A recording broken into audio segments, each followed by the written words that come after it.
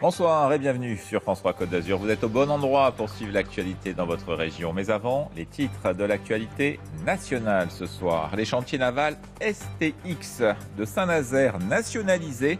Décision rare et inattendue. Coût de cette acquisition, 80 millions d'euros. Une garantie pour les 7000 emplois des chantiers et la préservation d'un savoir-faire français. La plupart des incendies dans le sud-est et en Corse en passent d'être maîtrisés ce soir, malgré quelques reprises de feu ici ou là. Des incendies à la une aussi de l'actualité régionale, car les reprises concernent notamment les Alpes-Maritimes. À Carrosse, une maison a été menacée par les flammes en fin de matinée. 2 hectares ont brûlé. Reprise du feu aussi à Artigues, mais dans l'ensemble, les foyers sont sous contrôle. Les personnes évacuées vont pouvoir rentrer chez elles ce soir. Quelles sont les conséquences du feu sur la faune et la flore? Nous nous sommes rendus au Cap Taïa, ce site naturel dévasté par les flammes, ainsi transformé aujourd'hui en paysage lunaire. Enfin, Monaco renoue avec son glorieux passé de terre d'exploration. Le Yersin part ce soir pour une mission de 3 ans en mer. Pour en parler, Françoise Gaille, directeur de recherche émérite au CNRS, est notre invitée. On verra avec vous, madame, quelles sont les missions scientifiques de cette exploration. À tout à l'heure dans le journal. Mais avant, direction Carrosse, où le feu a repris en fin de matinée. Un incendie vite maîtrisé. Une maison a toutefois failli brûler. Nouvelle frayeur donc sur place 3 jours après l'important incendie qui a ravagé lundi soir 90 hectares. Hélène France, Benoît Lotte. Cet arbre qui se consume encore dans l'après-midi est un de ceux qui couvraient les 2 hectares que les flammes ont de nouveau ravagés entre les plans et le village de Carrosse au niveau du chemin des Tuilières. Le feu a redémarré en matinée, mobilisant plus de 80 sapeurs-pompiers et nécessitant quelques 68 largages depuis les hélicoptères bombardiers d'eau, les fameux HBE. Poussé par un vent violent comme il y a aujourd'hui sur un terrain qui est très sec, aujourd'hui on a vu de la fumée de la caserne. Donc il y avait un chef de groupe qui était sur place avec 40 hommes. Donc il était venu directement au contact du feu et on a appelé des renforts pour venir protéger les 5 villas qui étaient menacées. L'accessibilité aux moyens terrestres est rendue très compliquée et les moyens aériens peuvent difficilement travailler, les HBE, parce que c'est dans la strate herbacée qui est très épaisse. Et donc en fait il faut gratter, il faut noyer et en fait on peut difficilement accéder avec les moyens terrestres. Une forêt non entretenue, dense, dans laquelle seuls les sangliers se faufilent, une épaisse couche d'humus. Malgré les opérations de noyage qui continuent depuis mardi que l'incendie est fixé, les sapeurs-pompiers s'attendent à de nouvelles reprises du feu. Ce soir d'ailleurs, un groupe de surveillance de 20 hommes sera sur place. Mais au-delà, pour éviter la propagation des flammes aux habitations, les pompiers recommandent instamment de débroussailler, de balayer les toits et vider les gouttières des tapis d'épines de pin qui les encombrent, épines hautement inflammables, et de couper les arbres à 5-6 mètres de hauteur pour éviter les feux de cime. Et justement, ce matin, avant cette reprise du feu à Carrosse, les sapeurs-pompiers étaient encore présents en nombre pour accomplir et encadrer ces différentes tâches, car après le passage des flammes, leur travail est loin d'être terminé. Chantal Fazi, Séverine Calman. Un paysage lunaire. Ici, les flammes ont parcouru 90 hectares en quelques heures. L'incendie a été circonscrit, mais le risque est toujours là et les pompiers encore sur la brèche. Même si le feu est bien fixé, bien maîtrisé, bien circonscrit, il n'est encore pas éteint. Il n'est encore pas éteint dans le sens où on met une surveillance. Le jour où le dernier véhicule quittera le feu, on dira que ce feu est véritablement éteint. Au moment où je vous parle, on a eu encore une petite reprise très légère. On est en train d'intervenir sur une petite reprise qui est en cours là. Reste à sécuriser les abords des routes. Ce matin, les équipes techniques du département ont dû abattre une vingtaine d'arbres devenus dangereux. Vous êtes dans un sol, c'est du poudingue, et le sol aussi a été atteint, tellement ça a chauffé. Et il y avait vraiment un risque de chute d'arbres sur les véhicules, sur la route. Avec 3 maisons endommagées, une dizaine de véhicules calcinés, le quartier des Plans a été très touché par cet incendie. Mais pour le maire, le pire a sans doute été évité. C'est la plus grande catastrophe qu'on ait connue en termes d'incendie à Carrosse. Et je dis aussi que les choses, il y avait un avant et un après incendie. On ne voit plus du tout les choses de la même manière. Des incendies qui posent la question des moyens aériens de l'État quand les feux se succèdent et qu'ils se multiplient, comme c'est le cas en ce moment. Quand il n'y a qu'un incendie, il y a toujours les moyens. Quand il s'en déclare en même temps dans le Vaucluse, dans le Var, dans les Alpes-Maritimes, en Corse, c'est là que la situation devient critique et c'est là qu'il faut positionner les moyens. Vous savez, la sécurité a un coût, mais elle n'a pas de prix. Ce soir, la route métropolitaine de Carrosse devrait être rouverte à la circulation. Ce jeudi à Artigues, dans le Haut-Var, entre Saint-Maximin et Riance, 400 sapeurs-pompiers étaient encore sur place aujourd'hui. Au total, 1700 hectares de pins et de chênes sont partis en fumée. Reportage signé Patrick Deus et Franck Farougia. C'est sur son flanc gauche que le feu a repris hier soir, non loin du village de Seillon, source d'argent. Un feu tournant au gré des vents. Un feu qui ce matin se déplaçait en direction d'Esparon.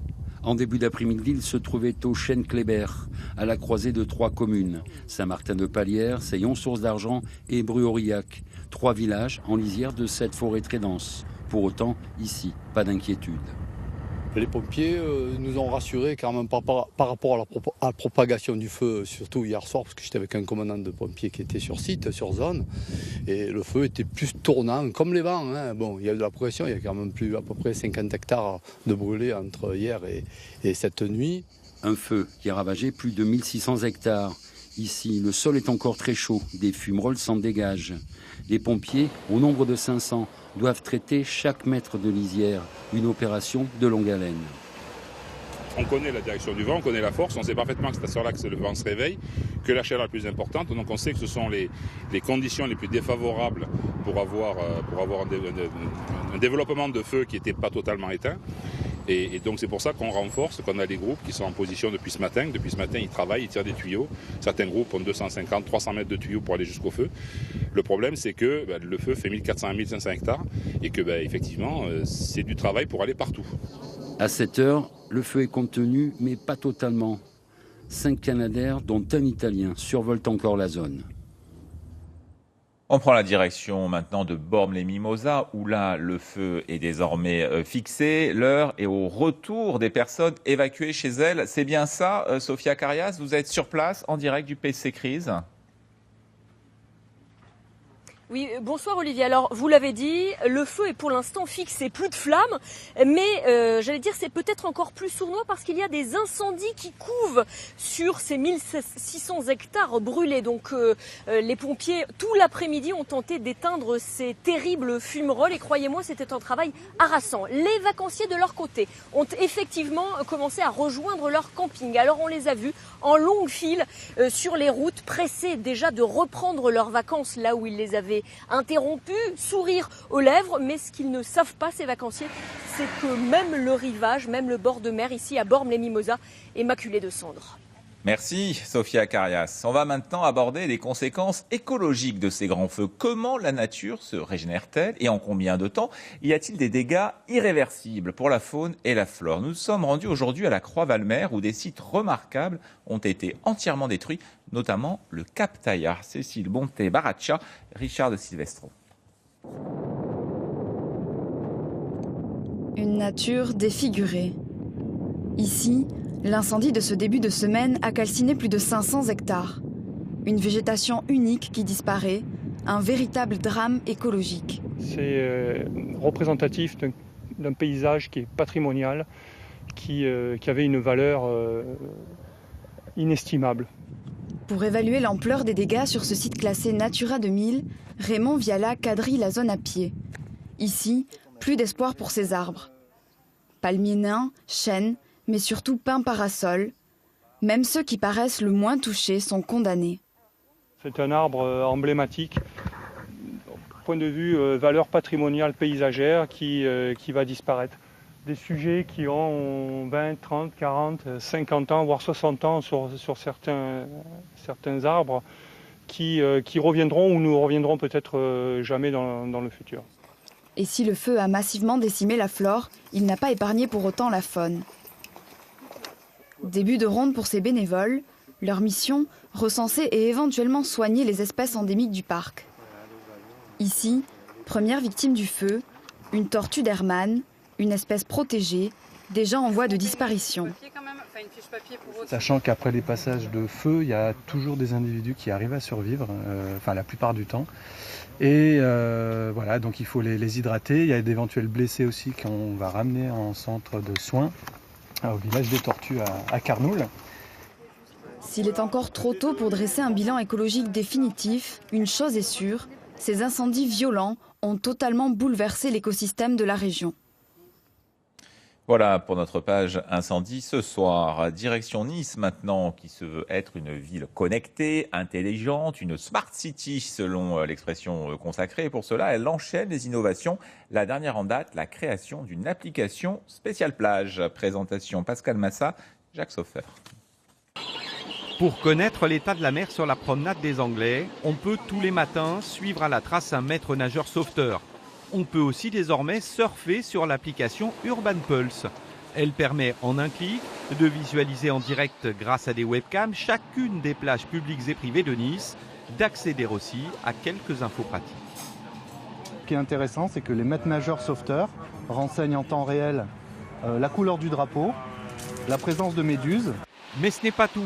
Sur Plage Connectée, on trouve aussi la qualité de l'eau, sa température et même l'indice UV du jour. Les vacanciers sont conquis. Je pense que c'est une très bonne idée, surtout quand on a des enfants. Consulter ça rapidement avant de descendre à la plage. Bonne initiative.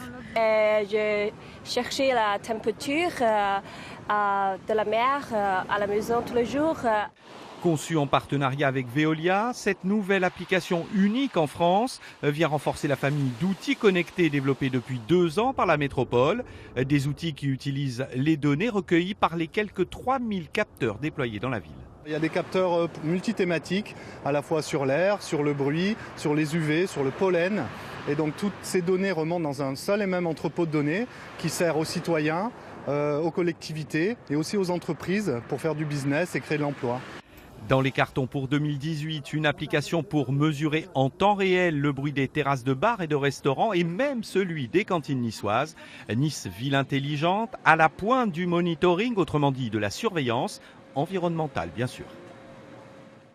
Et parmi les autres innovations niçoises du jour, l'Easy, soit un nouveau modèle de voiture électrique en autopartage. Voici l'Easy, bienvenue à elle, voiture électrique, bateau écologique à Monaco, avec le Yersin qui prend la mer ce soir pour 3 ans de recherche.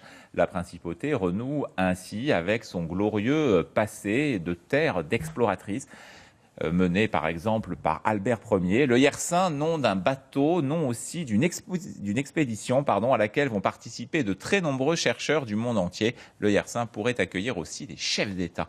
Bernard Perrano, Jean-Marc Sarr. C'était le rêve du prince Albert II de Monaco, reprendre 100 ans après son aïeul une grande campagne d'exploration océanographique. Albert Ier avait à l'époque permis de mieux connaître la plus grande surface de vie de la planète, suivie quelques années plus tard par le commandant Cousteau. Aujourd'hui, un siècle plus tard, cette expédition va permettre d'approfondir les connaissances et sensibiliser les chefs d'État sur l'avenir des mers et des océans. On va essayer, ça va être très difficile de les convaincre de venir sur place avec nous, mais bien sûr ce serait formidable si d'autres dirigeants, d'autres leaders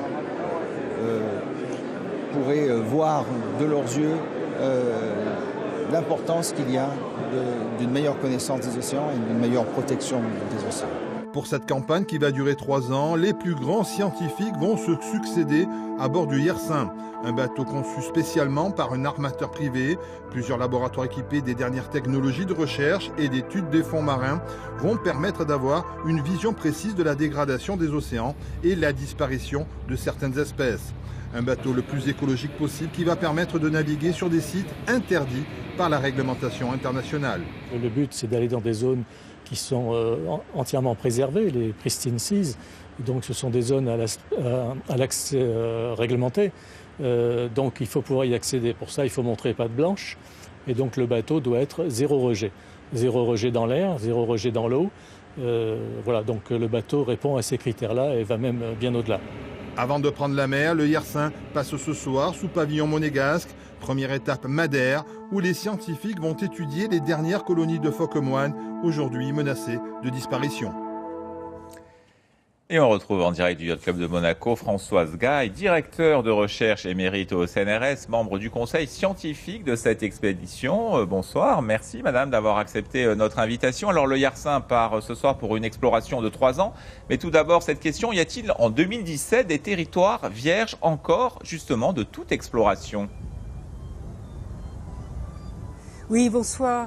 Et oui, il y en a, et l'océan reste en fait le dernier continent à explorer aujourd'hui. Et je dois dire que si on regarde aujourd'hui, ne serait-ce que la topographie des océans, on connaît mieux la Lune que la surface du fond des océans.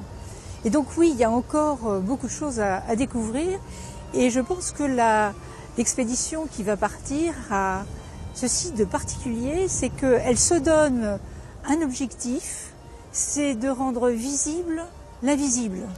C'est-à-dire de donner accès à ce que nous, explorateurs naturalistes, nous avons rêvé de faire un certain nombre de fois, d'aller voir dans les lieux les plus reculés qui est là avec qui et comment, et en particulier les espèces qui sont les plus grosses, celles que en général on voit à l'œil nu, mais qui sont aujourd'hui cachées dans des coins reculés compte tenu de nos activités qu'on appelle les activités anthropiques, les activités humaines. Et pour cela, comment allez-vous procéder? Quelles sont les dernières recherches, les derniers moyens techniques dont vous disposez pour justement rechercher l'invisible? Il s'agit d'ADN environnemental, c'est bien ça?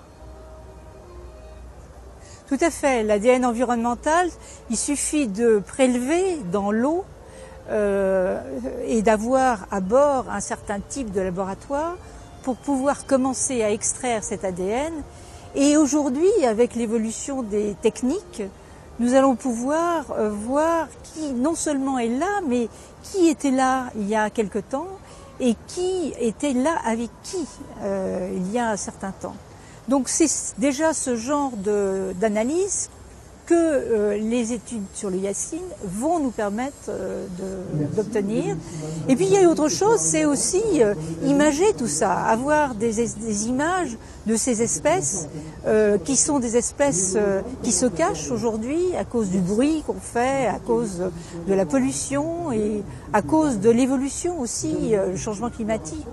Et donc il y a aussi ça, c'est-à-dire voir un peu quelles sont les contraintes que la biodiversité est en train de faire face au niveau marin, au niveau océanique. Madame Gaille, on dit souvent aujourd'hui que l'avenir de la planète réside dans les océans. Alors pourquoi et en quoi sont-ils menacés aujourd'hui ?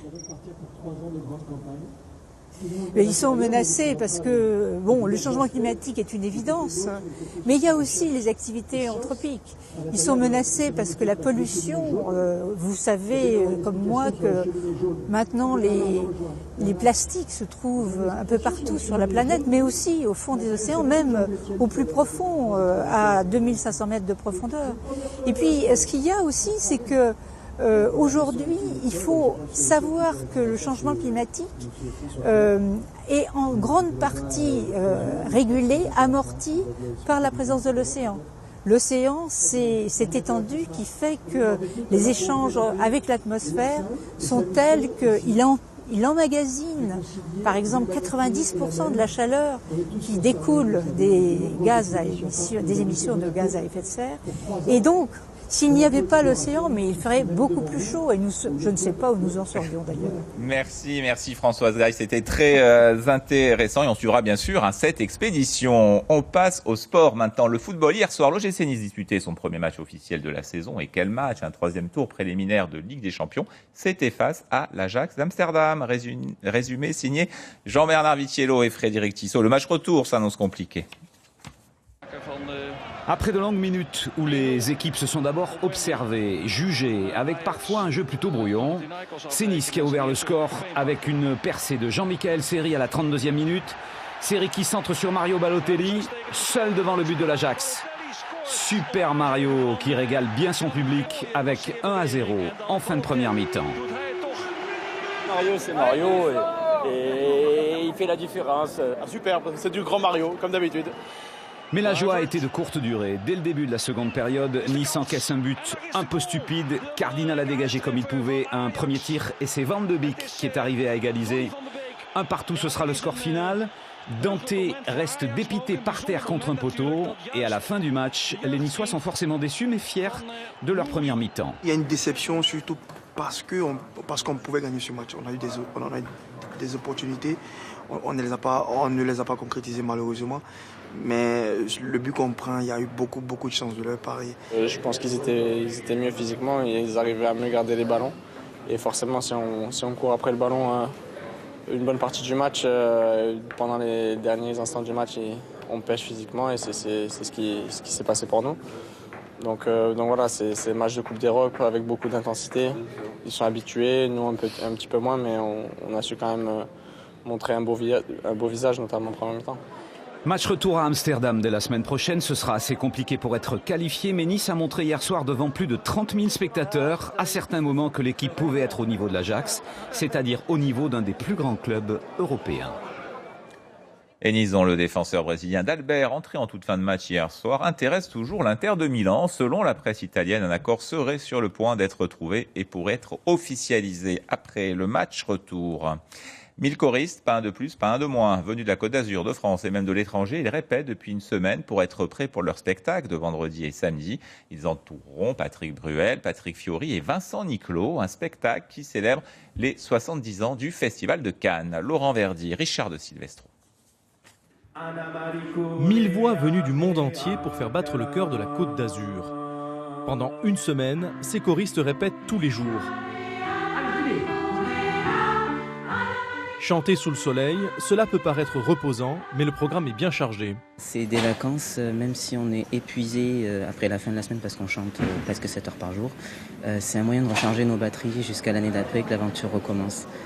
Vendredi et samedi soir, ils accompagneront Patrick Bruel, Vincent Niclot et Patrick Fiori au Palais des Victoires de Cannes-la-Boca. Au-delà des stars et du spectacle, c'est surtout la convivialité qui a motivé les chanteurs.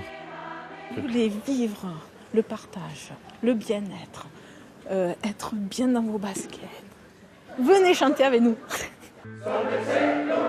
Des chanteurs canadiens, suisses, russes, et parmi eux, quelques voix azuréennes comme Monique Fayet, habitante de Mandelieu. On est très heureux et qu'ils viennent un petit peu marcher sur nos plages avec le soleil et nos palmiers.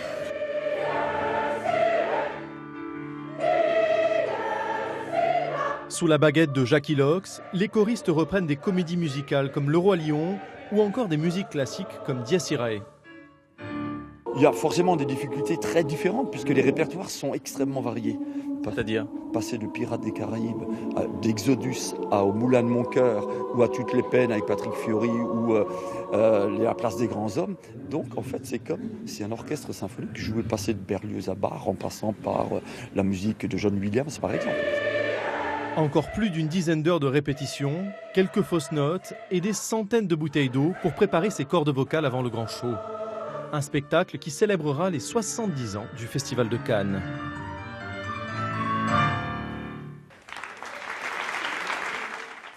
Un spectacle vendredi et samedi soir à Cannes-la-Boca au Palais des Victoires. C'est la fin de cette édition. Pour plus d'informations, n'oubliez pas notre site internet qui vous propose ce soir un dossier sur les réseaux sociaux.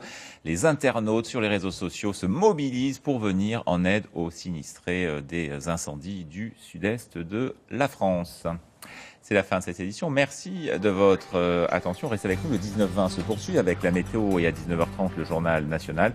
Mais tout de suite, c'est notre rubrique très sportive. Embarquement immédiat. C'est parti. Et à demain.